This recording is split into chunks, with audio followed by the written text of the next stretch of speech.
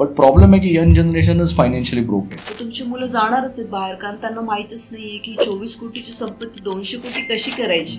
जवळपास त्यांच्याकडे 12 कोटीची वेल्थ होती. वी आस्क वन क्वेश्चन की तुमच्या पश्चात मग तुम्हाला काही झालं तर ही वेल्थ कोणाला मिळेल. तर त्यांनी सांगितलं की माझ्या 2 मुलांना. तर मी परत त्यांना क्वेश्चन विचारलं, पण दोन्ही मुलं जर फायनान्शियली एवढे केपेबल नसतील तरी पण ती वेल्थ त्यांना मिळेल का? यंग जनरेशन का फायनान्शियली फ्री नाही होऊ शकत? रिझन आहे त्यांचं बिहेवियर पॅटर्न जर बघितलं तर ते लाईफस्टाईल ओरिएंटेड आहेत. आता माझी वेल्थ माझ्या नेक्स्ट जनरेशनला ट्रान्सफर करायची, बरोबर? आपण काहीतरी प्रिझर्वेशन केलं पाहिजे. पण काही लोकांचं म्हणणं पडेल की यार मी कमवतो कोणासाठी, माझ्या मुलासाठी. बघा, प्रत्येक मला पण माझ्या मुलीवरती प्रेम आहे, यांना 2 मुलं आहेत त्यांच्यावरती प्रेम आहे.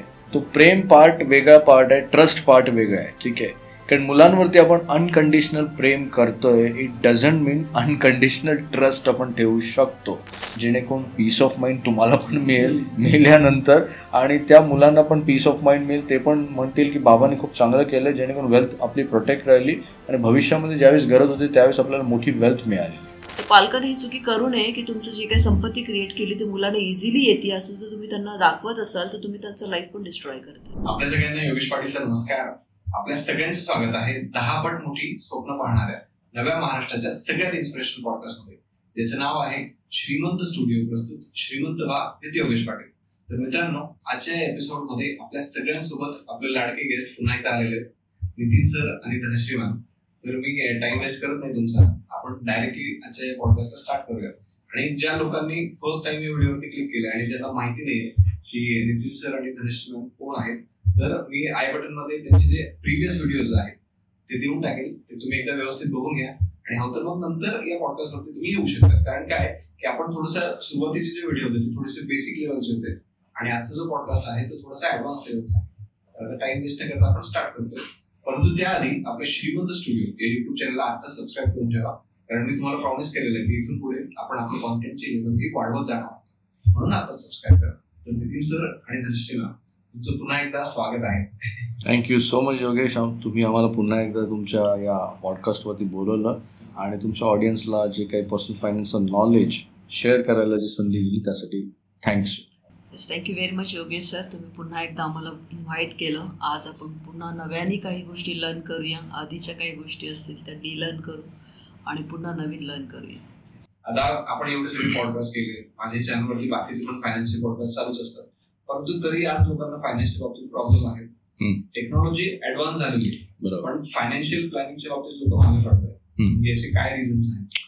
फायनान्शियल प्लॅनिंगच्या बाबतीत लोक मागे पडतात त्याचे मेन रिझन ही फार कॉम्प्लेक्स आणि जटिल प्रोसेस आहे. पहिली गोष्ट, या प्रोसेसमध्ये तुम्हाला स्ट्रॅटेजी, टॅक्टिक्स, सर्व काही गोष्टी आहेत या ऑन पेपरवरती आणाव्या लागतात. जसे तुमचे गोल्स आहेत, तुमचे ऑब्जेक्टिव्ह आहे, इन्कम आहे, कॅश फ्लो आहेत, या सर्व गोष्टी एका पेपरवरती, ज्याला आपण डॉक्युमेंटेड प्लॅन म्हणतो, त्यामध्ये तुम्हाला रिस्क मॅनेजमेंट, इन्फ्लेशनला कन्सिडर करावं लागतं आणि मग गोल्स ऑब्जेक्टिव्हला सेट केल्यानंतर तुमचं डायव्हर्सिफिकेशन प्रॉपर होतो. या सर्व गोष्टी आहेत, त्याला काही लेंदी प्रोसेस आहे. ही प्रोसेस लोकांना फॉलो करायला आवडत नाही, कारण लोकांना या प्रोसेसमध्ये डिसिप्लिन असतो, कमिटमेंट असते, आणि डिसिप्लिन कमिटमेंट मोस्टली सर्वसाधारण व्यक्तीला आवडत नाही, म्हणून या प्रोसेसमध्ये जास्त लोक येण्याचं टाळतात. पण मुद्दा हा आहे की या प्रोसेसमध्ये जितकं तुम्ही येण्याचं टाळणार तितकं तुम्ही आयुष्यामध्ये रॉंग फायनान्शियल डिसिजन घेणार, आणि आयुष्यामध्ये 40-50 वर्ष नोकरी केल्यानंतर रॉंग फायनान्शियल डिसिजन घेतल्यानंतर तुमच्या फायनान्शियल लाईफमध्ये खूप काही गोष्टी घडणार, स्ट्रगल येणार. ते अवॉइड करायचं असेल तर तुम्हाला स्ट्रक्चर्ड प्लॅनिंग करणं मस्ट आहे. फायनान्शियल प्लॅनिंग या वर्ड तर बऱ्याच वेळेला ऐकलं आहे आपण, बट तो फॉलो नाही केला जात आहे, कारण it's not a short term process. जसं नितीन सरांनी आत्ता सांगितलं, ती फार महत्त्वाची आणि किचकट प्रोसेस आहे. सो कुठल्याही सक्सेस स्टोरी किचकट प्रोसेसमधूनच होते. लोकांना चांगली हेल्थ हवी आहे, बट हेल्थवर काम करायचं नसतं. लोकांना चांगली वेल्थ हवी आहे, बट त्याच्यासाठी प्लॅनिंग ह्या प्रोसेसमध्ये 10 वर्ष ते कंटिन्यू राहण्यासाठी ते कनेक्टेड नसतात, कारण ते फार डिस्ट्रॅक्शनचे बळी पडतात आणि वारंवार ते त्यांच्या गोल्सला अंडरस्टँड न करता इन्व्हेस्टिंग करत राहतात. त्यामुळे त्यांचा फोकस हटत राहतो आणि प्लॅनिंग त्या व्यक्तींसाठी नाही आहे जी इनडिसिप्लिन लोक आहेत. त्यामुळे डिसिप्लिन आणि कन्सिस्टन्सीचा अभाव असल्यामुळे प्लॅनिंग प्रोसेस लोक फॉलो नाही करत. ओके, आता ऍपच्या माध्यमातून पण आपण एसआयपी म्युच्युअल फंड करू शकतो. बरेच लोक आता करतात, पण जसं तुम्ही सांगितलं की ते मध्येच बॅकआउट होऊन जातात. याला इम्प्रूव्ह करायचं असेल तर काय करता येईल? बघा, ॲपच्या मार्फत तुम्ही ज्या काही SIPs करता, इन्व्हेस्टमेंट करतात, हा इन्व्हेस्टमेंट प्लॅनिंगचा एक पार्ट आहे.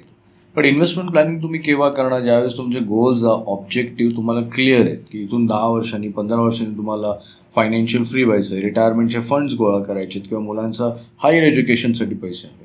याची क्लॅरिटी जोपर्यंत येत नाही तोपर्यंत कुठल्याही ॲपमार्फत तुम्ही इन्व्हेस्ट करणं चुकीचं आहे. म्हणजे तुमच्याकडे स्ट्रक्चर्ड प्लॅन असेल तर त्यानंतर तुम्ही ॲपमार्फत इन्व्हेस्ट केलं काही प्रॉब्लेम नाही. पण सुरुवातीलाच तुम्ही ॲपमार्फत इन्व्हेस्ट करणार, तुमच्याकडे प्लॅनिंग नाही आहे, तर भविष्यामध्ये काय होईल की तुमच्याकडे कलेक्शन क्रिएट करायला सुरुवात होईल.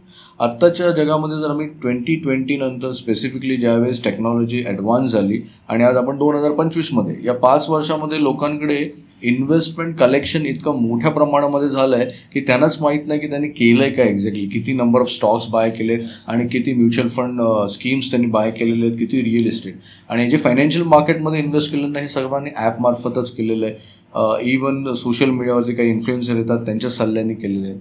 बट सल्ला घेण्याच्या आधी तुम्ही ही गोष्ट अंडरस्टँड करा की तुमच्याकडे कोणत्या पद्धतीचं रिटर्न प्लॅन आहे का. तर ॲपमार्फत इन्व्हेस्ट करणं प्रॉब्लेम नाही आहे. विदाऊट प्लॅन ॲपमार्फत इन्व्हेस्ट करणं घातक होऊ शकतं, तर ते करू नये लोकांनी. ओके. आणि मग फायनान्शियल प्लॅनची डेफिनेशन काय आहे, म्हणजे काय असतं एक्झॅक्टली फायनान्शियल? सो डेफिनेशन हेच आहे की प्रत्येक व्यक्तीचं एक फायनान्शियल लाईफ असतं. त्या लाईफमध्ये त्याच्या काही रिस्पॉन्सिबिलिटी असतात. से फॉर एक्झाम्पल एखादी 35 वर्षाची 40 वर्षाची कॉर्पोरेट एक्झिक्युटिव्ह एम्प्लॉई व्यक्ती आहे, तर त्याच्या आयुष्यामध्ये समजा तो फॅमिली ओरिएंटेड असेल तर त्यांनी लग्न केलेलं आहे, लग्न आहे, त्याच्यानंतर त्यांची 2 मुलं आहेत, मुलं लहान आहेत, ते शिकत आहेत, तर त्याच्या फायनान्शियल रिस्पॉन्सिबिलिटीज काय असतील की त्याच्या वयाच्या 55 वर्षाच्या आसपास त्याची मुलं 18-20 वर्षाची होतील, त्यांच्या हायर एज्युकेशनसाठी त्याच्याकडे तरतूद करणं गरजेचं आहे. आत्ताच्या घडीला तुम्ही बघितलं आहे की खूप सारे पेरेंट्स आहेत हे त्यांच्या मुलांना अब्रॉडला शिक्षणासाठी पाठवत आहेत. तो हा शिक्षणाचा खर्च 1-2 कोटीपर्यंत जातोय आजचा. इथून पुढे तो जर तुम्ही डबल जरी पकडला किंवा 3 टाइम्स जरी पकडला तरी तो 3-4 कोटीपर्यंत जाईल. त्यामध्ये मग त्यांची लग्न पण आली. हे बेसिक फायनान्शियल रिस्पॉन्सिबिलिटीज आहेत ज्या तुम्हाला प्लॅनिंगमध्ये स्ट्रक्चर करणं फार गरजेचं आहे. त्यानंतर त्या कॉर्पोरेट एक्झिक्युटिव्हला पुढच्या 15 वर्षानंतर ही गोष्ट पण अंडरस्टँड करायची आहे की त्याला स्ट्रेसमधून जायचं आहे, त्यामुळे त्याला फायनान्शियल फ्रीडम अचीव्ह करणं पण तितकंच गरजेचं आहे. त्याच्यावरती लोन लायबिलिटीज आहेत, EMI आहे त्यांनी घेतलेलं आहे, घर घेतलेलं आहे, गाडी घेतलेलं आहे. तर या सर्व फायनान्शियल डिसिजनला जर तो ब्लाइंडली करत असेल विदाऊट प्लॅनिंग, तर भविष्यामध्ये वयाच्या 55-60 वर्षी त्याचे फायनान्शियल ट्रॅपमध्ये येण्याचे चान्सेस वाढतात. तर ते अवॉइड करायचे असतील तर स्ट्रक्चर्ड प्लॅन करणं फार गरजेचं आहे. राईट. सो ॲपविषयी पण सरांनी सांगितलं की खूप साऱ्या गोष्टी अवेलेबल असून पण आज लोक फायनान्शियली स्ट्रगल करत आहेत. म्हणजे जरी आज शैक्षणिक जीवनामध्ये ॲप आले तरी पण प्रत्येक व्यक्ती एक सिलेबस गोथ्रू करतो. शाळेचा जो काय अभ्यास आहे तो त्याला गोथ्रू करावाच लागतो. हेल्थमध्ये जरी किती ॲप आले तर लोकांची हेल्थ काही सुधारलेली नाही आहे. सिमिलरली फायनान्समध्ये पण ॲप विदाऊट प्लॅनिंग जर लोक आणत असतील तर app it's a generalize app, it's not personalize. तुमचं पर्सनल फायनान्स पर्सनल आहे, इट शुड बी कस्टमाइज. जसं सरांनी गोल्सला महत्त्व दिलं, तुमचं फायनान्शियल ॲसेट अलोकेशनला महत्त्व दिलं, तुमच्या फायनान्शियल ॲसेट्समध्ये डायव्हर्सिफिकेशनला पण महत्त्व दिलं. हे तेव्हाच डिझाईन केलं जाऊ शकतं जेव्हा एक व्यक्ती आहे, त्याचं कुटुंब आहे, त्याचं इन्कम, एक्सपेन्सेस, त्याचं रिस्क ॲपेटाईट, या सगळ्या गोष्टी ॲपमध्ये कव्हर नाही केल्या जात. आणि प्लॅनिंग जर म्हणाल तर नक्कीच प्लॅनिंगमध्ये एक पार्ट फार महत्त्वाचा असतो की सिस्टमॅटिक प्रोसेस असते. जसं insurance management, risk management, debt management, सरांनी ज्या पद्धतीने डिटेलमध्ये ह्या गोष्टी सांगितल्यात ना, त्या आत्ता पण कुठलाही इन्फ्लुएन्सेस बोललेलं मी ऐकलेलं नाही आहे. मी प्लॅनिंग 14 वर्षापासून सरांकडूनच लर्न केलं आहे. बट याच प्रोसेसनी क्लायंटच्या सक्सेस स्टोरी पण मी बघितलेल्या आहेत. दॅट मीन्स जर एखाद्या व्यक्तीकडे एक फोकस, सिस्टमॅटिक पाथ असेल ना, तर त्याच्याकडे खूप सारे जरी बंबार्डिंग विषय आले तरी पण तो डिस्ट्रॅक्ट नाही होत. तर प्लॅनिंग फार महत्त्वाचं आहे. आणि अजून एक गोष्ट की फायनान्शियल प्लॅनिंग म्हणजे फक्त म्युच्युअल फंड आणि इक्विटी नाही आहे.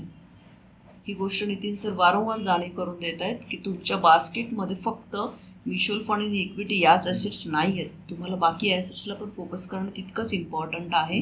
आणि ही गोष्ट मी डे 1 पासून ऐकते, नॉट लाईक आत्ता हे कन्व्हर्सेशन होतं आहे. दॅट मीन्स तुमच्या फायनान्शियल प्लॅनिंग केल्यानंतर तुम्हाला ॲसेट पण वेगळ्या पद्धतीने चूज करता येतात. ओके. पण मग आत्ताची जी जनरेशन आहे ती म्हणजे याचं उत्तर काय देईल की समजा ChatGPT आहे, ChatGPTला जर मी स्वतःची पर्सनल इन्फॉर्मेशन शेअर करत गेलो समजा आणि त्याच्याकडनं जर प्लॅन बनवून घेतला स्टेप बाय स्टेप. तर त्याचे काय वाटतं त्याच्यावर? पहिली गोष्ट, प्लॅनिंग करताना ही गोष्ट अंडरस्टँड करा की तुम्हाला प्लॅनिंग का करायचं आहे. प्लॅनिंग एक होलिस्टिक अप्रोच आहे की ज्यामार्फत तुम्ही 10-15 वर्षांनंतर वेल्थ क्रिएट करणार, आणि वेल्थ फक्त सिरियस व्यक्ती क्रिएट करणार. ठीक आहे. तुम्ही म्हणता ChatGPT आणि हे जे काही आता AI बेस्ड ॲप्स आलेले आहेत, डेफिनेटली यंग जनरेशन त्यांच्या मार्फत या सर्व गोष्टी करतात. इतकंच काय, मी गेले 20 वर्ष मी जिममध्ये रेग्युलर एक्सरसाइज करतो आहे, पण मी कधी जिममध्ये AI किंवा यूट्यूबवरती बघून वर्कआउट केलेले नाही आहेत. त्याचे फार थ्रेट्स आहेत. पण त्याच जिममध्ये यंग जनरेशन जी आहे ही त्या सर्व गोष्टी करते. बट प्रॉब्लेम असा आहे की त्यांना जो रिझल्ट हवा आहे तो रिझल्ट त्यांना अचीव्ह करता नाही येत. तर ॲपमार्फत किंवा AI मार्फत जे काही तुम्हाला प्लॅन तुम्हाला बनेल, तो प्लॅन बनल्यानंतर त्या फॉलो करण्यासाठी काय लागणार योगेश? कमिटमेंट लागते, कन्सिस्टन्सी लागते, पेशन्स लागते, डिसिप्लिन लागतो. तर हे चारही गुण जे आहेत AI तुम्हाला कुठून देईल मला ते सांगा ना.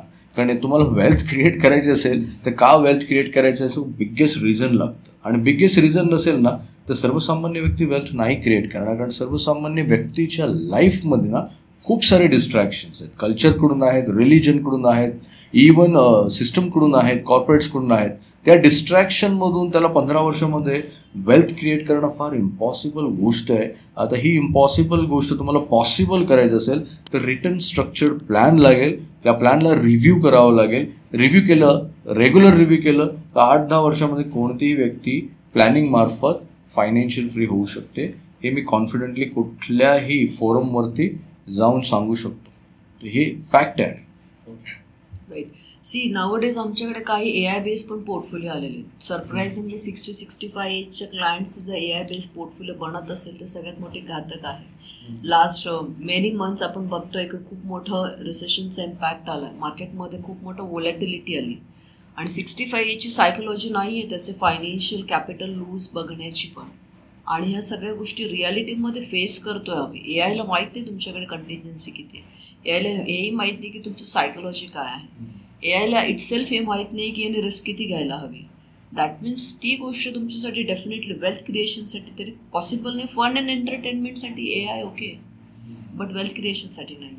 ओके. म्हणजे तुमचं असं म्हणणं आहे की समजा AI तुम्हाला भलेही फायनान्शियल प्लॅन देईल, पण तो इम्प्लिमेंट कसा करायचा शेवटपर्यंत AI वाघाचं काळीच देत नाही आणि वेल्थ क्रिएट करायला वाघाचं काळीच लागतं. ठीक आहे. तर तुम्हाला ही गोष्ट अंडरस्टँड करा. I am not against with AI किंवा ChatGPT. 20% स्ट्रॅटेजी टॅक्टिक्ससाठी यूज केलं, फेअर इनफ. पण वेल्थ फक्त ज्याची सेल्फ इमेज कॅरेक्टर स्ट्रॉंग आहे ना ती व्यक्ती करू शकते. कारण 80% तुम्हाला तुमच्या प्रिन्सिपल्सवरती काम करावं लागतं, तत्वांवरती काम करावं लागतं. आणि ही तत्व प्रिन्सिपलना हजारो वर्षापासून AI येण्याच्या आधीपासून फॉलो करतायत वेल्दी लोक. म्हणजे जगभरामधले 88% मिलेनियर लोक या सर्व गोष्टी फॉलो करतात. तर AI वापरावा, बट AIला 100% डिपेंडन्सी नका देऊ. मग AI जर वापरायचं तर मग एज्युकेशन सिस्टमवरती पण जर बघितलं तर AI मार्फत एज्युकेशन पण घेता येईल. आज इव्हन एज्युकेशन सिलेबसमध्ये पण मुलं शाळेमध्ये जातात, युनिव्हर्सिटीमध्ये जातात, पण घरी येऊन अभ्यास करताना उत्तर AI वरती शोधतात. दॅट मीन्स सिस्टमवरती कुठे ना कुठे डिपेंड राहावंच लागतं. तर थोड्या प्रमाणामध्ये ठीक आहे, अति प्रमाणामध्ये घातक होऊ शकतं. जसं मॅडमनी पण सांगितलं की आमच्याकडे कोट्यावधी रुपयाचे पोर्टफोलिओ येतात ना, लिटरली त्याच्यामध्ये AI बेस्ड पोर्टफोलिओ असतात आणि फंडामेंटली कुठले स्टॉक्स दिसत नाही, फंडामेंटली स्ट्रॉंग म्युच्युअल फंड्स दिसत नाहीत, रिपीटेड स्कीम्स झालेले असतात. तर या सर्व गोष्टींना घातक आहेत तुमच्या फायनान्शियल हेल्थसाठी. तर स्ट्रिक्टली अवॉइड करा, रिटन प्लॅन बनवा आणि देन मग थोड्या प्रमाणामध्ये AIचा तुम्ही वापर करू शकता. म्हणजे आपण हेल्प घेऊ शकतो पण 100% डिपेंडेंट नाही राहू शकत. ना तुम्हाला मेंटॉर तर लागेलच ना लाईफमध्ये. मेंटॉरशिवाय काही ऑप्शनच नाही ना. तुम्ही किती इंडिव्हिज्युअल लेवलवरती जास्त रिसर्च नाही करू शकत स्ट्रॅटेजी. आणि रिसर्च आणि स्ट्रॅटेजी टॅक्टिक्सवरती 100% डिपेंड न करो, टू बी फ्रँकली. कारण आज होल वर्ल्डमध्ये बघितलं तर यंग जनरेशन रिसर्च आणि ज्या स्ट्रॅटेजीज बनवते ब्रिलियंट बनवते. बट प्रॉब्लेम आहे की यंग जनरेशनच फायनान्शियली ब्रोक आहे. रिझन कारण ती सेल्फ इमेज नाही, कॅरेक्टर नाही, त्यांना दूरपर्यंत क्षमता नाही. वेल्थ क्रिएट करणं म्हणजे लॉंग टर्म आहे. तो प्रॉब्लेम यंग जनरेशनचा होतं की त्यांना लॉंग टर्मपर्यंत एखादी गोष्ट सेट करून घेऊन जाता येत नाही. रिझन डिस्ट्रॅक्शन आहे. ते घेऊन जाऊ शकतात, बट प्लॅन असेल तर प्लॅन तुम्हाला इन्स्पायर ठेवतो. प्लॅन असेल तर तुम्हाला कमिटमेंट लेवल तुमची वाढवतो. प्लॅन असेल तर तुम्हाला क्लॅरिटी असते. तुमच्याकडे येण्यासाठी तुम्ही आम्हाला गुगल मॅप दिला, दॅट मीन्स आम्हाला क्लॅरिटी होती की आम्हाला इथे जायचं आहे, ते लोकेशन कुठे आहे. त्यानंतर तुम्ही सांगितलं टाईम सांगितला, त्यानंतर सांगितलं की तुम्ही किती वाजता येऊन किती वाजता तुम्हाला जायचं आहे. क्लॅरिटी फार महत्त्वाची. वेल्थ क्रिएट करायला क्लॅरिटी लागते. AI तुम्हाला स्ट्रॅटेजी देईल, बट क्लॅरिटी तुम्हाला इंडिव्हिज्युअल लेवलवरती तुमच्या रिस्पॉन्सिबिलिटीज काय त्या पद्धतीने शोधायच्या. सी आज सर्जरीज जरी म्हणालात तरी खूप सारे इन्फॉर्मेशन एआयवर अवेलेबल आहेत, बट ब्रेन सर्जरी किंवा हार्ट सर्जरी एआयवर होणार नाही आहे. Wealth creation is your life surgery. तुमचं एंटायर लाईफ तुमचं फायनान्शियल ग्रोथवर आणि तुमच्या फायनान्शियल इंडिपेंडन्सीवर क्रिएट केलं जातं. दॅट मीन्स हा असा कुठला खेळ नाही आहे की कोणी उठला आणि कोणी क्रिएट केला. पिढ्यानपिढ्या आत्तापर्यंत आपण बघतोय. आता जसं आधुनिकता आली, अध्यात्म आपण बघतोय आता ज्या वेगळ्या लेवलला चाललं आहे, तर लोकांकडे पैसा फार मुबलक आला, स्टील लोक फायनान्शियली फ्री नाही आहेत. तर हे रिझल्ट सफिशियंट आहे की लोकांकडे रिझल्ट नाही. Ultimately all matters about your end result. Maximum लोक प्रोसेसमध्येच फोकस, आणि प्रोसेस ते एव्हरी टाइम चेंज करतात, मग ते डेस्टिनेशनला पोहोचणारच नाही. राईट.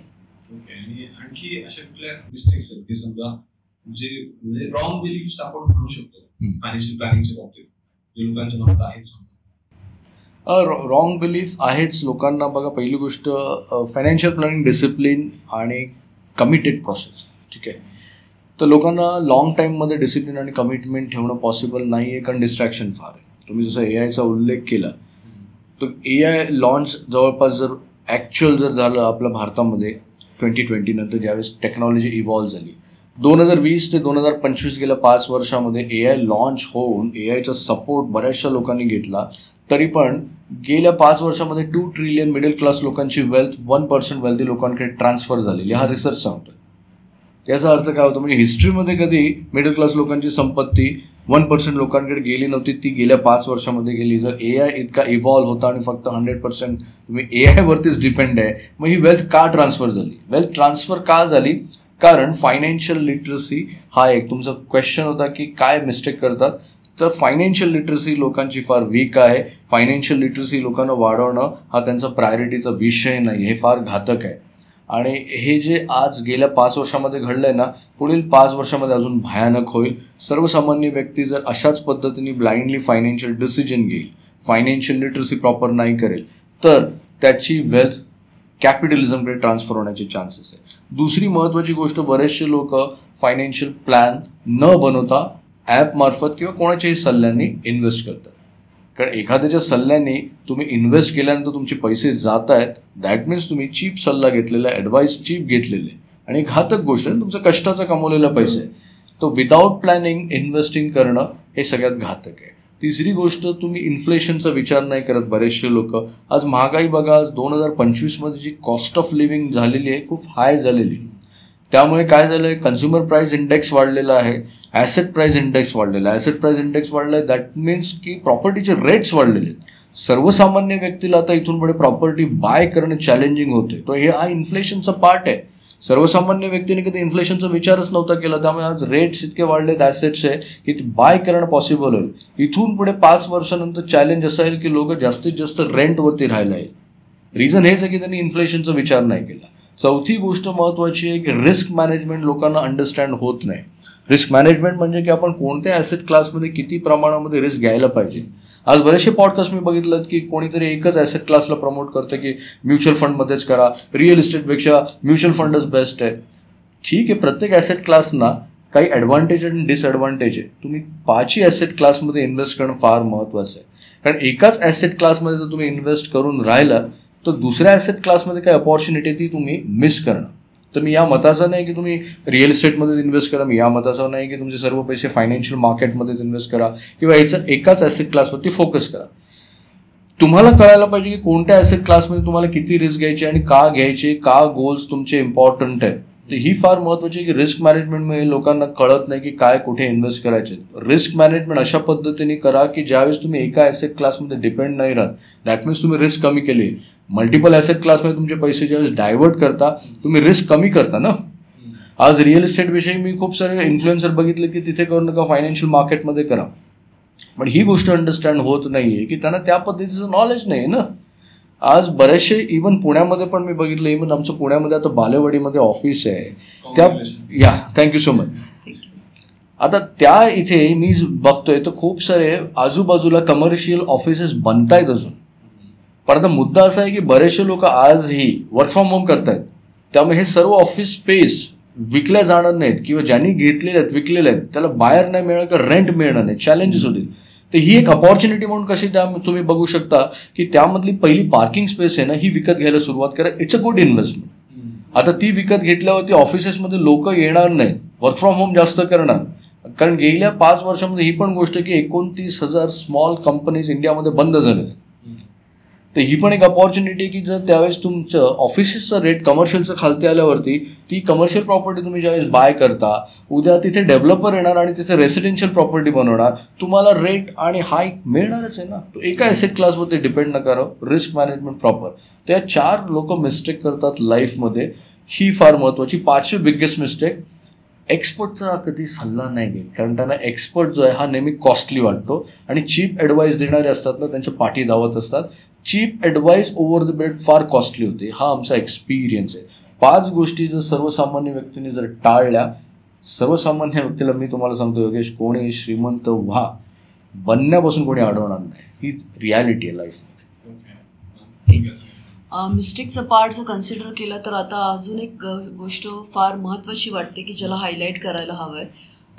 ज्या पद्धतीने सरांनी प्रॅक्टिस स्टार्ट केली तेव्हा क्रिएशनचे क्लायंट्स होते, आता क्लायंट्स आमच्याकडे मॅनेजमेंटचे क्लायंट्स आहेत. क्रिएशन म्हणजे ज्यांचं वय साधारण 30-35 होतं, ज्यांनी साधारण 10 वर्षामध्ये प्लॅनिंग करून एक सफिशियंट ॲसेट्स क्रिएट केल्या. आता त्यांनी एक वेल्थ क्रिएट केली ऑलरेडी, दॅट इज कॉल आता वेल्थ क्रिएशन केलेलं आहे. आता त्यांचं वय आहे साधारण 50-55च्या आसपास. सो हा ऑडियन्सची आता आमचं मेजर एंगेजमेंट असते, कारण आम्ही त्या स्टेजला आता क्लायंटसोबत डील करतो. आमचे क्लायंट पण त्या स्टेजला पोहोचलेले आहेत. यांच्या ॲसेट जे आता ऑलरेडी क्रिएट झाले, जे प्लॅनिंगमध्ये आमच्या थ्रू आहेत त्या वेल प्रोसेस केलेल्या आहेत. जे आता नवीन क्लायंट्स आमच्याकडे येतात ना त्यांच्या बाबतीत एक गोष्ट काय जाणवली की करोडचे ॲसेट्स आहेत. रिअल इस्टेट आहे, स्टॉक्स आहेत, इक्विटी आहे, गोल्ड आहे, डेफिनेटली बऱ्याचशे ॲसेट्स त्यांनी बाय करून ठेवलेले पण आहेत. महत्त्वाचा मुद्दा म्हणजे त्याला प्रिझर्वेशनचा काहीच विचार नाही. लाईक एखादी व्यक्ती राईट, प्रिझर्वेशन म्हणजे आता लास्ट 2-3 दिवस आम्ही 1-on-1 कन्सल्टेशनमध्ये बिझी आहोत. सरांचं अपॉइंटमेंट्स होत्या, त्याच्यामध्ये मेजरली क्लायंटचं वय साधारण 50चं वय, 55चं, एक तर 74 एजची व्यक्ती आहे.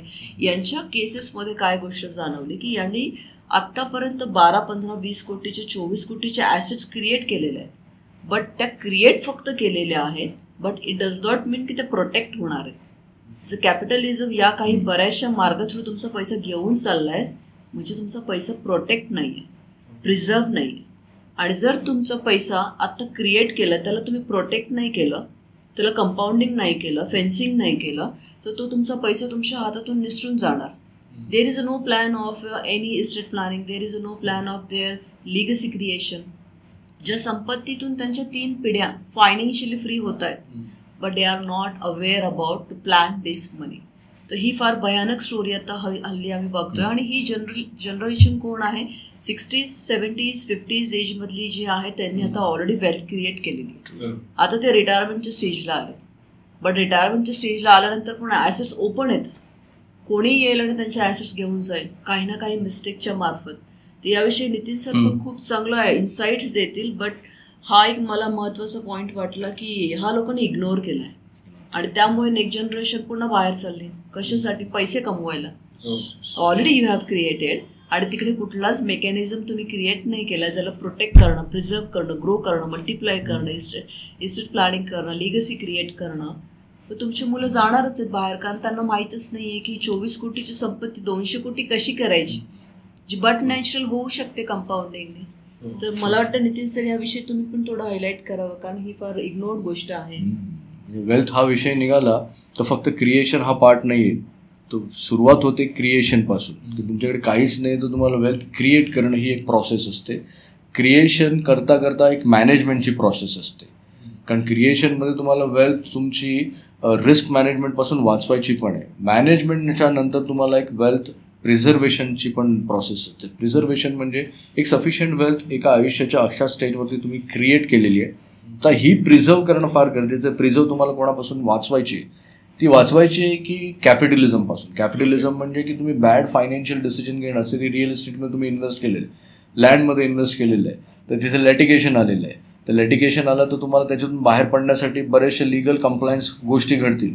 किंवा तुम्ही रेसिडेन्शियल आहे, कमर्शियल आहे, तुमच्या प्रॉपर्टीज तुमच्या पश्चात तुमच्या नेक्स्ट जनरेशनला तुम्ही ट्रान्सफर केलेलं आहे. तर हिंदू अनडिवायडेड लॉ काय सांगतो की तुमच्या नंतर तुमची संपत्ती तुमच्या लिगल हेअर्स कोणी तुमची मुलं त्यांना इक्वली डिवाईड करा. पण इक्वली डिवाईड करताना ही गोष्ट बघितली जात नाही, त्यातलं 2 व्यक्ती म्हणजे 2 मुलं एकदम नालायक आहेत, पैशाच्या बाबतीत बेजबाबदार आहे, त्यांना पण इक्वली दिलं जातं. त्यामुळे ती वेल्थ प्रिझर्व करण्यासाठी ना प्लॅनिंग नंतर एक इस्टेट प्लॅनिंग एक प्रोसेस असते. तर प्रिझर्वेशन करणं फार गरजेचं आहे. इन दोज डेज प्रिझर्वेशन फार वीक आहे. म्हणून तर मी म्हणालो की गेल्या 5 वर्षामध्ये 2 ट्रिलियन मिडल क्लास लोकांची वेल्थ प्रिझर्वेशन प्लॅन नसल्या कारणाने 1% लोकांकडे गेली बॅड फायनान्शियल डिसिजनमुळे.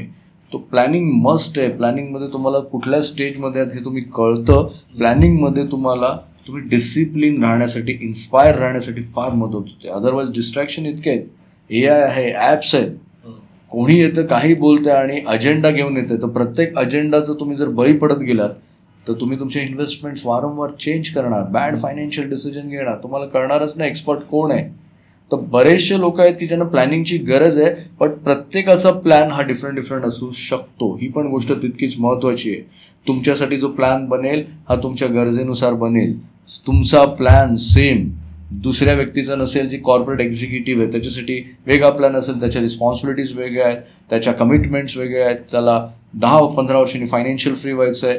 सिमिलरली एका रिटायर पर्सनचा पण प्लॅन वेगळा असेल. तो प्लॅनिंग म्हणजे प्रत्येकासाठी सेम प्लॅनिंग होत नाही, डिफरंट प्लॅन बनले जातात अकॉर्डिंगली त्याचे नीड्स, त्याच्या रिस्क ॲपेटाईट. तर ही प्लॅनिंग म्हणून तर म्हटलं जातं नाही फार कॉम्प्लेक्स आहे. प्लॅनिंग फार जण बोलतात, प्लॅनिंग प्रॅक्टिस फार कमी लोक करतात. दिस इज द रियालिटी.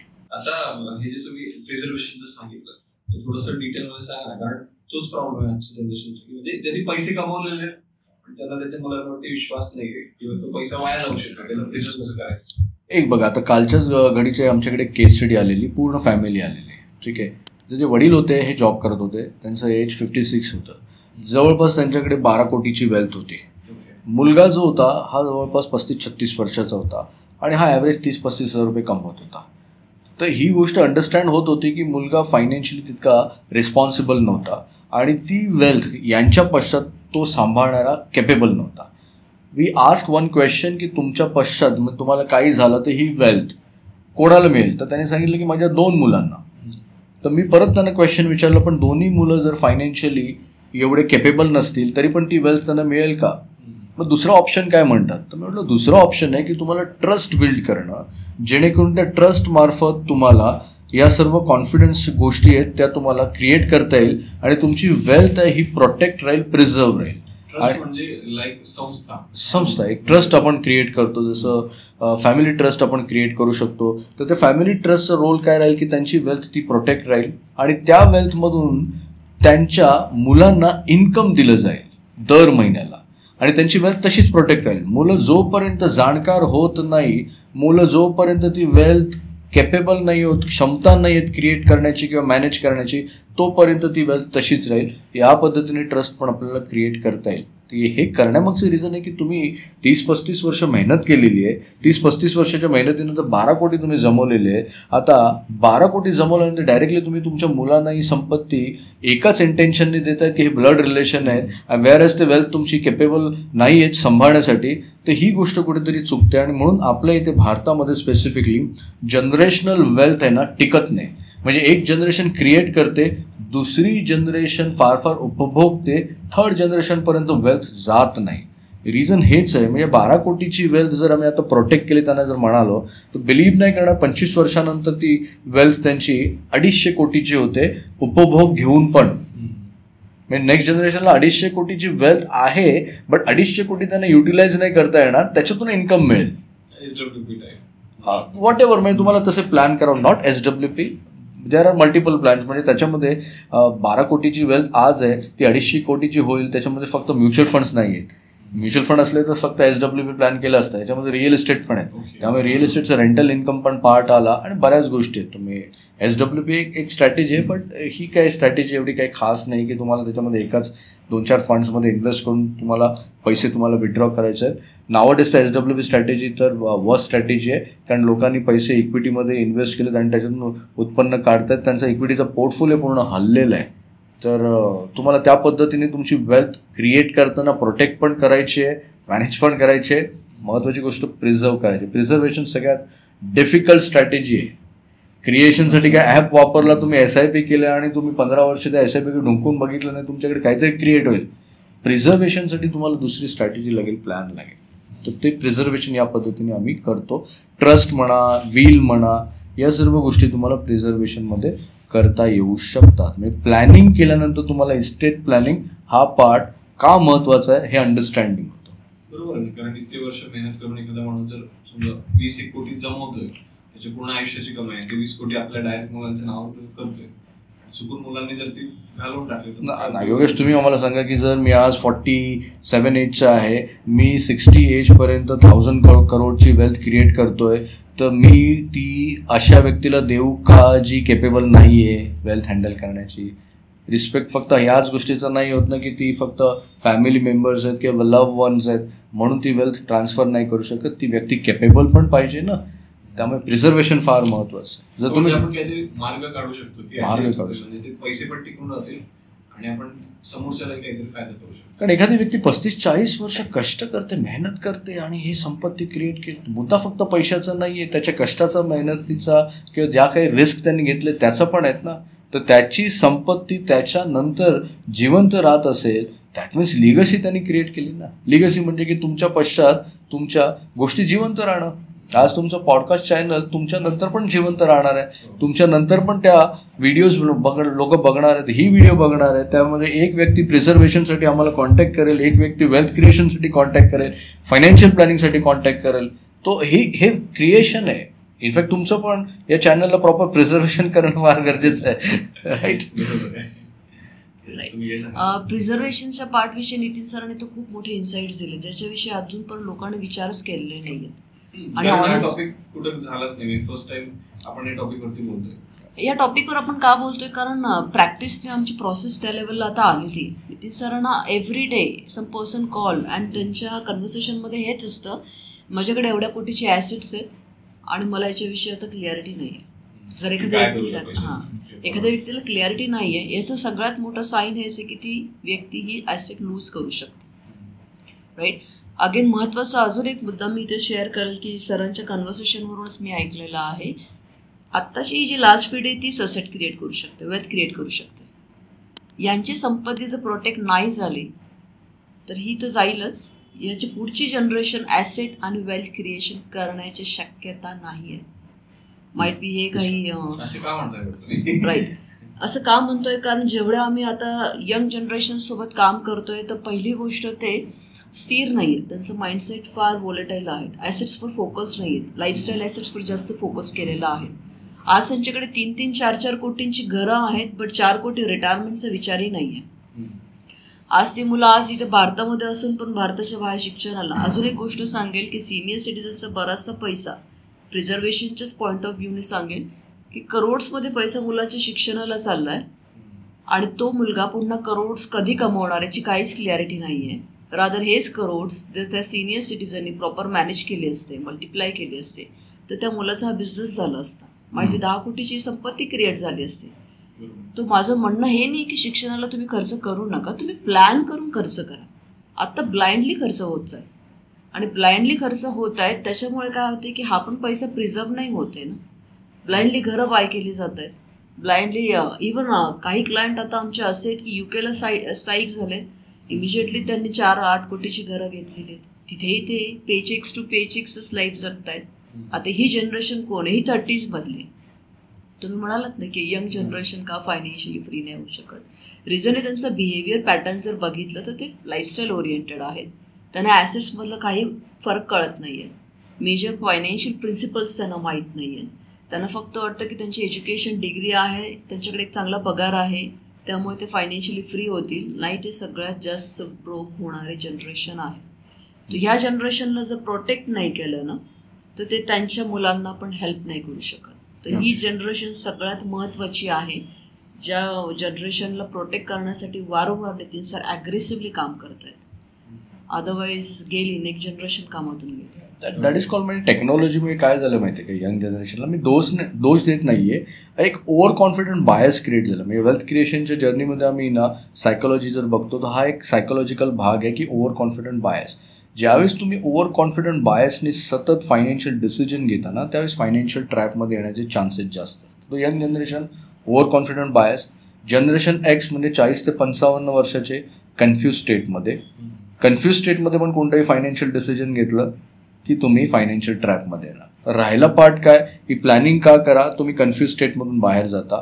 प्लॅनिंग का करा, तुम्ही ओव्हर कॉन्फिडंटली कुठलाही फायनान्शियल डिसिजन घेत नाही आणि इन्स्पायर राहता तुम्ही. तो प्लॅनिंग तुम्हाला वाचू शकते वेल्थ क्रिएट करण्यापासून, वेल्थ प्रोटेक्ट करण्यापासून आणि वेल्थ प्रिझर्वेशन. या तिन्ही गोष्टींसाठी प्लॅनिंग मस्ट आहे. प्लॅनिंग नसेल तर तुम्ही रँडम फायनान्शियल डिसिजन घेणार, एआयला विचारणार, कोणालाही विचारणार. म्हणजे आज एआय जरी असलं तरी पण डॉक्टरकडे जाता ना तुम्ही, की डॉक्टरला तुम्ही एआय ओपन करून नाही करता. तुमच्या फायनान्शियल लाईफमध्ये जर बघितलं तर हा एक इम्पॉर्टंट पिलर आहे, मनी अँड फायनान्स. जसं हेल्थसाठी तुम्हाला चांगली हेल्थ हवी असेल तर तुम्हाला न्यूट्रिशन चांगलं फॉलो करायचं, चांगलं तुमचं एक्सरसाइज पॅटर्न असलं पाहिजे, वर्कआउट पॅटर्न असलं पाहिजे. हेल्थ गेली, डिसीज आले तर तुम्ही डॉक्टरकडे जाणार. तो वेल्थ क्रिएट करण्यासाठी ना तुम्हाला चांगलं वेल्थ कोचकडे जाणं फार गरजेचं. ज्याचा एक्सपिरियन्स चांगला आहे, इंडस्ट्रीमध्ये त्याचं चांगलं नाव आहे आणि त्याची एथिकल प्रॅक्टिस आहे. तुम्ही कोणाचाही सल्ला घेऊन जर वेल्थ क्रिएट करायला गेलात तर भविष्यामध्ये फायनान्शियल ट्रॅप येऊ शकतो. तर यंग जनरेशन त्या का म्हणाल्या की फायनान्शियल ट्रॅपमध्ये येतील कारण ओव्हर कॉन्फिडेंटली बिहेव करतात.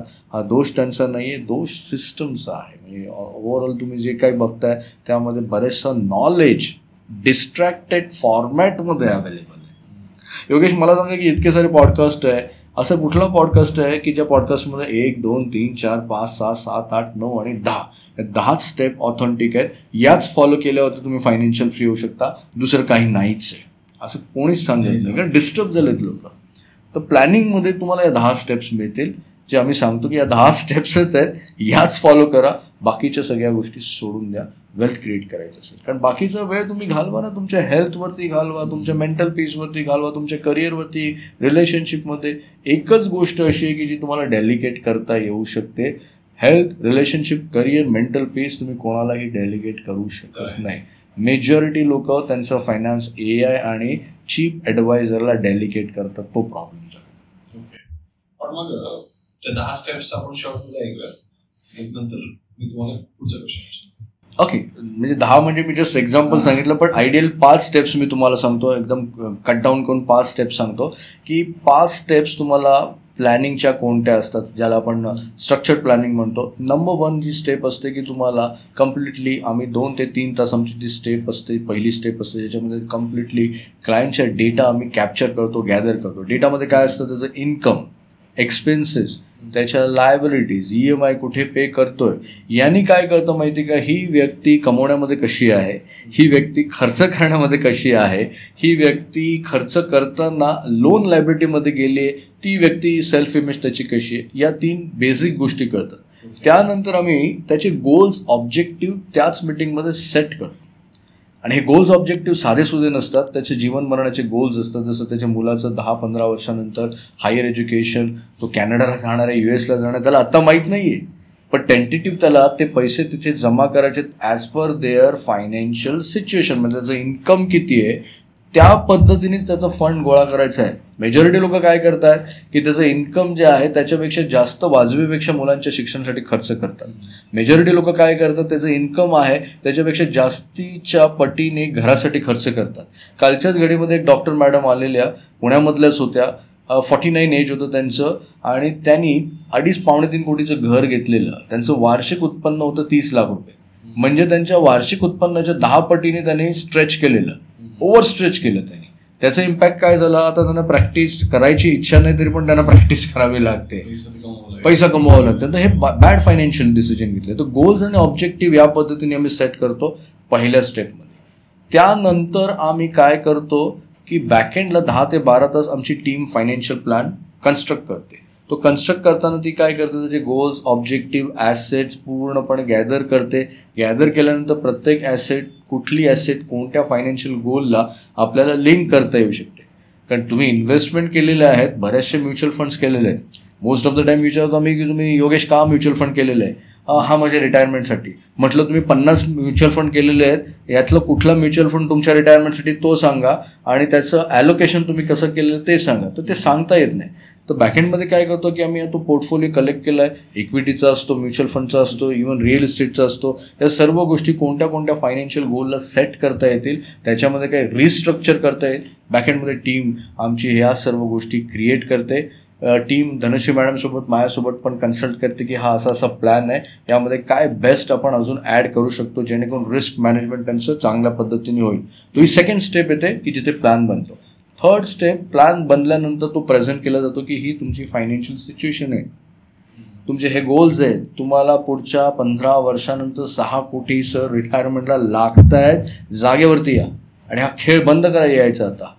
कारण 6 कोटी लागतात, यासाठी तुम्हाला तुमचा EPF किती देतोय तो सांगतोय. EPF फक्त 2 कोटीपर्यंत देतोय, 1.5 कोटीपर्यंत देतोय. रेस्ट तुम्ही हे जे म्युच्युअल फंड आता हे जे गोळा केलेत, कोणाच्या साध्याने केलेत, AI विचारून केले ना, तो AI सांगतोय की हा पोर्टफोलिओ आता 15% जरी ग्रो झाला तर तो जवळपास 1 कोटीचं 3.5-4 कोटी डेफिशिट आहे, ते कसं करायचं ते सांगा. मग ती स्ट्रॅटेजी आम्ही सांगतो की या पद्धतीने आपल्याला जावं लागेल. कारण अल्टिमेटली त्याला 6 कोटी तर अचीव्ह करायचे आहेत ना. कारण जर त्यांनी अचीव्ह नाही केले तर त्याची मुलं त्याला सांभाळणार नाही. तर थर्ड प्रोसेसमध्ये आम्ही तो प्लॅन कम्प्लिटली ना कस्टमाइज केलेला असतो. साधारण 50-60 पेजचा तो प्लॅन असतो योगेश. आणि मग आम्ही त्यांच्याशी डिस्कस करतो. तिसरी स्टेप, चौथी स्टेप आहे की त्यामधल्या स्ट्रॅटेजी, की त्याला जे इन्व्हेस्टरने केलेलं त्याच्यामध्ये काही डायव्हर्सिफिकेशन करण्याची गरज आहे का, काही ॲसेट त्याला सेल करून नवीन ॲसेटमध्ये जाण्याची गरज आहे का, चेंजेस काय करायचे. जर त्याला त्याचा एमर्जन्सी फंड वीक असेल आणि इक्विटीमध्ये त्यांनी खूप जास्त पैसे होल्ड केलेले आहेत, तर अशा सिच्युएशनमध्ये आम्ही काय करतो, एक काम करा, एक 12 महिन्याचा तुमचा एमर्जन्सी फंड लिक्विड अकाउंटमध्ये किंवा शॉर्ट टर्म FDsमध्ये तुम्ही पार्क करा. ही आमची चौथी स्टेप येते की ज्याच्यामध्ये आम्ही सगळ्या प्रॉडक्ट रेकमेंडेशन्स आहेत, ॲसेट अलोकेशन आहेत, हे प्रॉपर सेट करतो. पाचवी आणि शेवटची स्टेप येते रिव्ह्यू. ही फार इम्पॉर्टंट आहे. 6 महिन्यातून, 3 महिन्यातून, 12 महिन्यातून त्याला एक रिव्ह्यू करणं गरजेचं आहे. रिव्ह्यू का महत्वाचं आहे? बरोबर, गुड क्वेश्चन. रिव्ह्यू का महत्वाचं आहे? फॉर एक्झाम्पल सेट केलं डायव्हर्सिफिकेशन, त्यामध्ये आपण काय सेट केलं की 60% आपण इक्विटीमध्ये इन्व्हेस्ट करतोय, 20% रिअल इस्टेटमध्ये करतोय आणि 20% आपण फिक्स्ड इन्कममध्ये करतोय. रिव्ह्यू करताना काय करायचं की फायनान्शियल मार्केट आज जर पडलं, 1 वर्षाने तुम्ही रिव्ह्यू करताय तर 60%चं ॲलोकेशन आपलं डिस्टर्ब झालं असेल तर 50%वरती आलंय. दॅट मीन्स आपल्याला तर मूळ पदावरती 60%वरती न्यायचं असेल तर आपल्याला 10%चा गॅप आहे तो फिक्स्ड इन्कममधून परत एकदा फुलफिल करावं लागेल. म्हणजे इक्विटी मार्केट करेक्शन झालं, अजून 10% आपण ॲलोकेशन पुन्हा ॲज इट इज आपल्याला करायचं आहे. म्हणून एक मॉडेल पोर्टफोलिओसाठी, ॲसेट डायव्हर्सिफिकेशनसाठी पहिली गोष्ट रिव्ह्यू. दुसरे काही लाईफ इव्हेंट असतात, चेंजेस होतात, जसं अचानक डिवोर्स झाला, ॲल्युमिनी मागावी लागली, आई वडील आजारी पडले, त्यांचं मेजर क्रिटिकल इलनेस झाले, त्याच्यासाठी पैसे लागतील, त्या गोष्टीसाठी कशा सगळ्या गोष्टी डिस्टर्ब होतात ना. कारण या गोष्टी काही सांगून नाहीत, हे सगळे अनसर्टन इव्हेंट आहे. म्हणजे डिवोर्स कधी होणार सांगू शकत नाही, आई वडिलांना किंवा मला क्रिटिकल इलनेस कधी येणार सांगू शकत नाही, नोकरी कधी जाणार किंवा बिझनेस चालू आहे त्या बिझनेसमध्ये स्लॅकडाऊन कधी येणार, हे सगळे अनसर्टन इव्हेंट आहेत. या अनसर्टन इव्हेंटसाठी तुम्हाला प्रिपरेशनसाठी ना एमर्जन्सी फंड ठेवावा लागतो. बऱ्याचशा लोकांकडे रिअल इस्टेट आहे, रिअल इस्टेट मेंटेन करण्यासाठी पण प्रत्येक रिअल इस्टेटसाठी तुम्हाला 2-2 लाख रुपये एमर्जन्सी फंड. तो प्लॅनिंग का करावी? कारण प्लॅनिंगमध्ये या सर्व गोष्टी सिस्टमॅटिक सेट केलेल्या असतात. तर रिव्ह्यू करण्यासाठी पहिलं रिझन एक तर डायव्हर्सिफिकेशन तुम्हाला रिस्ट्रक्चर करायचं, नंबर 1. दुसरी गोष्ट काही लाईफ इव्हेंट तुमच्या येतात मेजर अनसर्टन, ते चेंजेस आले तर या 2 केसेसमध्ये रिव्ह्यू तुम्हाला फार इम्पॉर्टंट असतो. आणि हा जर केला तर तुम्ही गॅरंटेड फायनान्शियल फ्री होऊ शकता, तुमची वेल्थ क्रिएट करू शकता, प्रोटेक्ट करू शकता, प्रिझर्व करू शकता. म्हणजे तुम्हाला इतकी गॅरंटी असते, इकॉनॉमी पुढच्या 10 वर्षात कुठेही जाऊ दे, योगेश तुम्ही गॅरंटेड वेल्दी बनणार, तुम्ही मिलेनियर बनणार. टॅगलाईन काय? गॅरंटेड श्रीमंत होणार तुम्ही जर तुम्ही या प्रोसेसला 5 स्टेपला फॉलो करायचं. म्हणून रिव्ह्यू यासाठी करायचा. रिव्ह्यू सगळ्यात क्रिटिकल गोष्ट आहे. म्हणजे आम्ही एक्सपिरियन्स केलेलं आहे, आमच्याकडे जे मल्टीमिलियनियर बनलेत गेल्या 16 वर्षामध्ये मिलेनियर बनलेत ना, त्यांनी या 5 स्टेप फॉलो केलेले आहेत. काही केसेसमध्ये लोकांनी 2 स्टेप फॉलो केलेत, काही जणांनी 3 स्टेप फॉलो केलेत, काही जणांनी 4 स्टेप 5 स्टेप फॉलो करणं फार चॅलेंज आहे. मी म्हणून म्हणतो की ज्याच्याकडे वाघाचं काळीज आहे ना, AI पण लागेल, वाघाचं काळीज पण लागेल, तीच व्यक्ती वेल्थ क्रिएट करेल. राईट? यांचा एक एक्सपिरियन्स बघा, रिव्ह्यू काय करायला पाहिजे. राईट. रिव्ह्यू आणि इव्हन फायनान्शियल प्लॅनिंग करताना ही गोष्ट सातत्याने आम्हाला जाणवली की बऱ्याचशा लोकांनी इन्व्हेस्टिंग करताना ब्लाइंडली इन्व्हेस्टिंग केलेले असतात आणि मार्केट कसं चालतं हे लोकांना कळत नाही. ज्या ज्या क्लायंटचे केस स्टडी आमच्याकडे सक्सेसफुल आहेत त्यांच्यामध्ये सगळ्यात महत्त्वाचं बेनिफिट त्यांना मार्केटमध्ये रिसेशन आलं तरी त्यांना बेनिफिट मिळालं, मार्केटमध्ये ग्रोथ आली तरी त्यांना बेनिफिट मिळालं, मार्केटमध्ये स्टॅग्नेशन आलं तरी त्यांच्याकडे कॉन्फिडन्स होता. ह्या गोष्टीनं फायनान्शियल प्लॅनिंग असल्यामुळे होतात. जनरली मार्केट चालण्याचा ट्रेंड कसा असतो, जसं आता मी सरांसोबत प्रॅक्टिस करते तर मी जसं बघितलं 2010 पासून 2012 पासून 20 पर्यंतचा काळ जो होता तो स्टॅग्नेशनचा होता. प्रॅक्टिस 2008ला स्टार्ट केली, त्यावेळेला लेमन ब्रदर्सचं रिसेशन आलेलं, त्यावेळेला पण खूप सारं जॉब गेले होते, मार्केटमध्ये हेवी करेक्शन आलं. तो रिसेशन एक पार्ट बघितलं.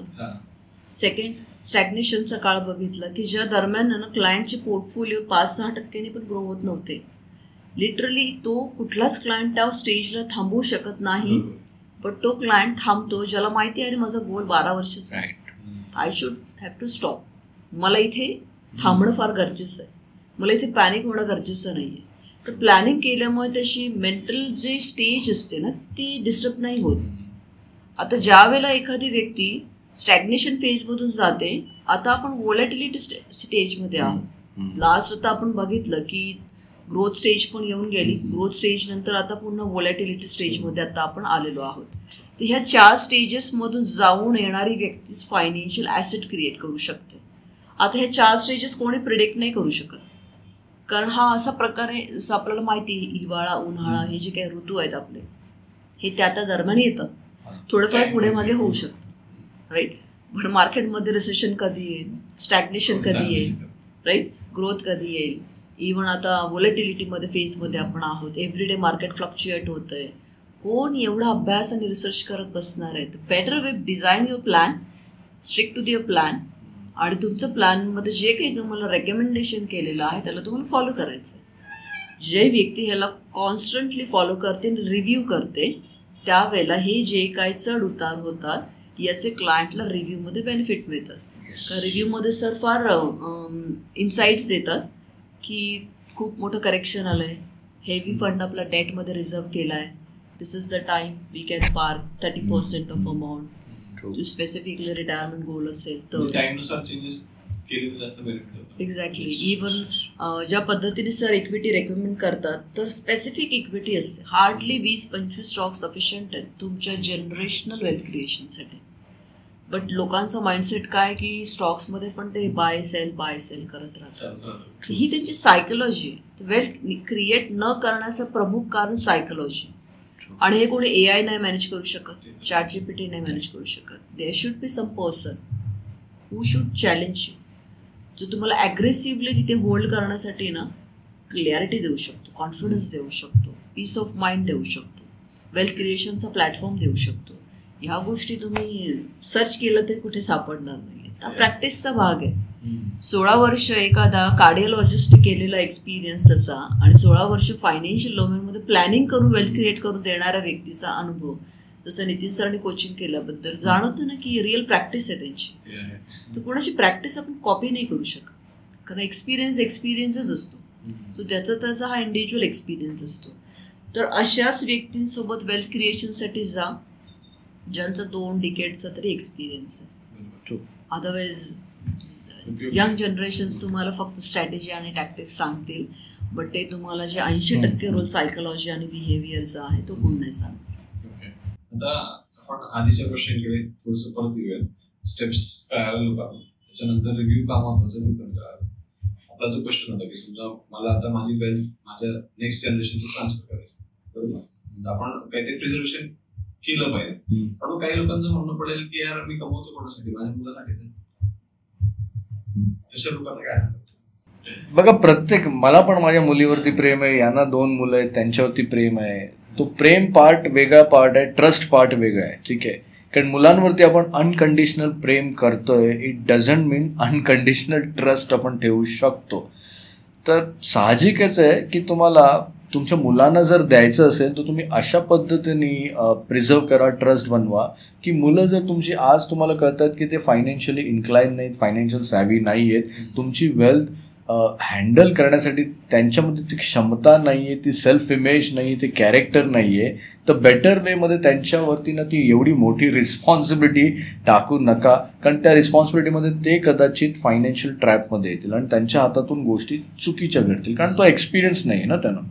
तर या केसमध्ये ना त्या मुलांना फायनान्शियल लिटरसी वगैरे देण्याचा हा फंदात पण नका पडू. बेस्ट वे तुम्ही ट्रस्ट एस्टॅब्लिश करा, या ट्रस्टमार्फत त्यांना इन्कम स्टार्ट करा, जेणेकरून त्यांना पण कळेल की आपली ही वेल्थ आहे ती ग्रो पण होते आणि आपल्याला इन्कम पण मिळतं आहे. पण ती वेल्थ आपल्याला आता मिळणार नाही, ते 20 वर्षानंतर आपण त्याला प्रॉपर मॅनेज केलं तर ती आपल्याला मिळू शकते.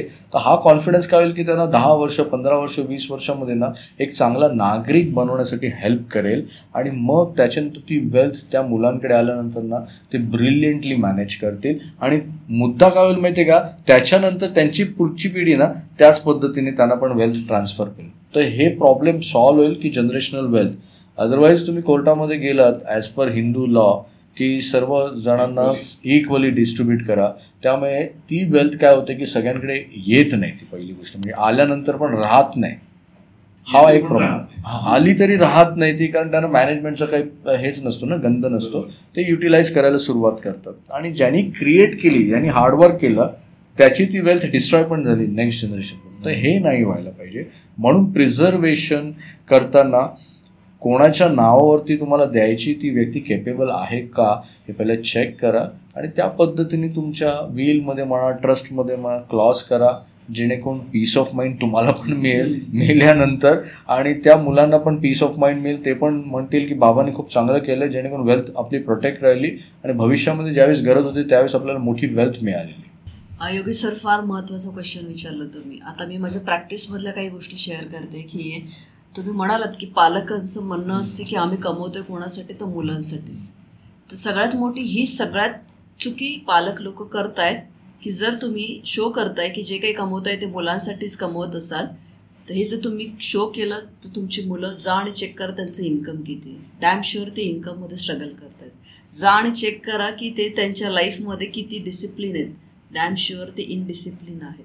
कारण ज्या वेळेला तुम्ही शो करता की जे काही क्रिएट केलं आहे ते आमच्या मुलांसाठीच आहे, मुलांचं इमिजिएटली डिस्कम्फर्ट कम्फर्टमध्ये जायला चालू करतात मुलं. कधीच डिस्कम्फर्ट होत नाही. आता ज्या व्यक्तीला, ज्या मुलांना तुम्ही अशी संपत्ती देऊन जाणार आहेत असं सांगतायत, बट खऱ्या अर्थाने ज्यावेळेला आमच्याकडे रिटायरमेंट क्लायंटच्या प्लॅनिंगमध्ये येतात, ट्रस्ट मी, एकही मुलगा वडिलांसोबत प्लॅनिंगसाठी बसलेला नाही.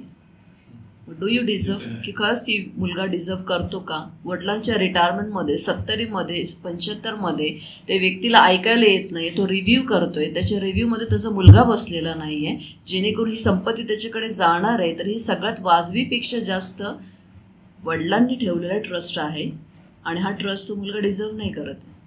कारण ही संपत्ती ज्या वेळेला त्याच्यानंतर अचानक त्याला मिळणार आहे, पैसा तर जाईल, तो पार्ट डिफरंट आहे, बट त्या व्यक्तीचं सेल्फ इमेज आणि कॅरेक्टर पण डिस्ट्रॉय होत आहे ना. एका मुलगा कधी लाईफमध्ये वडिलांच्या रिव्ह्यूमध्ये नाही आहेत आणि ती संपत्ती त्याच्याकडे 25-30 कोटीची संपत्ती सढळ हाताने नंतर जातीये. सेन्स नाही बनते की तू 30 कोटी त्याला मॅनेज करणार, तू 30 कोटी डिस्ट्रॉय करणार, बट ते 30 कोटी डिस्ट्रॉय करताना त्याचं सेल्फ इमेज आणि कॅरेक्टर पण डिस्ट्रॉय होत आहे ना. तर पालकांनी ही चुकी करू नये की तुमचं जे काही संपत्ती क्रिएट केली ती मुलांना इझिली येते असं जर तुम्ही त्यांना दाखवत असाल तर तुम्ही त्यांचं लाईफ पण डिस्ट्रॉय करताय. पैसा ठीक आहे, पुन्हा कमवता येईल, पण मुलांचे लाईफमध्ये प्रिन्सिपल्स कधीच बनणार नाहीत. तर सर म्हणतात ना की ट्रस्ट क्रिएट करा. This is a very good point की जर तुमच्या मुलांना जागेवर आणायचं असेल, जर तुम्हाला तुमच्या मुलांना सोबत ठेवायचं असेल, तर नक्कीच तुम्हाला ह्या गोष्टी कराव्या लागतील. ट्रस्ट क्रिएट करा, इन्कम जनरेट करा, तर ती 3 पिढ्या संपत्ती जाईल. प्रश्न पैशाचा नाहीच आहे, प्रश्न बिहेवियरचा, प्रश्न त्या व्यक्तीचा व्यक्तिमत्वाचा आहे. तर त्या गोष्टी महत्त्वाच्या आहेत. आता मी थोडं मुलांच्या साईडने विचारतो क्वेश्चन, कारण मला न्यूट्रल राहणं भाग आहे. आता त्यांच्यामध्ये त्यांनी जर समजा हा पॉडकास्ट पाहिलं तर ते म्हणतील की तुम्ही तर मग चुकीचं करताय, आमच्या हक्काची प्रॉपर्टी तुम्ही आमच्याच हातात येऊ देत नाही. त्यांच्यासाठी काय सजेशन असेल? त्यांच्यासाठी सजेशन हेच असेल, चुकीचं नाही करत आहे, कारण जर तुमच्या आईवडिलांनी तुम्हाला 15, 20, 50 कोटीची संपत्ती दिली आहे आणि ती तुम्हाला मॅनेज करण्याची जर तुमच्यामध्ये क्षमता नसेल तर कदाचित तुम्ही बॅड फायनान्शियल डिसिजन घेणार आणि तुमच्याकडून ती वेल्थ डिस्ट्रॉय होणार. डिस्ट्रॉय झाल्यानंतर उभ्या आयुष्यामध्ये तेवढी क्रिएट करणं तुम्हाला चॅलेंजेस होईल. तुम्ही गिल्टमध्ये जगणार, इनसिक्युरिटीमध्ये जगणार. तर या भावनेमध्ये उभं आयुष्य काढणं फार चॅलेंजिंग होईल. बेटर वेमध्ये आईवडिलांनी प्रॉपर प्रोटेक्शन प्रिझर्वेशन केलं तर तुम्ही तुमचं आयुष्य अजून स्मूथली जगाल. आईवडील तुमच्यासाठी काही काम न करता इन्कमचं प्रोव्हिजन करतात, ही चांगली गोष्ट आहे.